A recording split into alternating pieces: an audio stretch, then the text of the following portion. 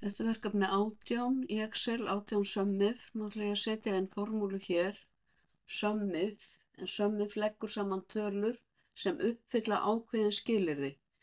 Ég er búin að setja formúlur hér, en ég ætla að sýna ykkur hvernig það er alveg sama formúlan hér, nema ég er að finna heildarinneign hjá Jóni, Söru, Davíð og Árna. Þannig ég fer hér, fer í FX-hnappinn, SUMIF fer í listanum hjá mér.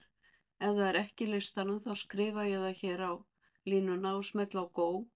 Þannig ég segi OK og ég dreg yfir svæðið hér og ég ætla að finna nafnið hans Jóns í listanum og það er alveg sama hvar í listanum ég smetla á nafnið og síðan ætla ég að leggja allar tölur saman sem að tilheyra Jóni og OK. Það er sama formúla hér, SUMIF A2 til A15. Nú ætla ég að finna nafnið hennar Söru, hún er hér og svo framvegis. Ég ætla að leggja þessar tölur saman hér og þær eiga að stemma við töluna sem er hér.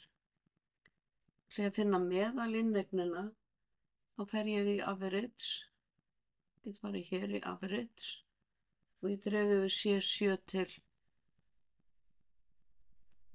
C10, meðalinnegnin er 89.750. Þið sjáu allar formúlur líka í bókinni. Ég ætla að vista.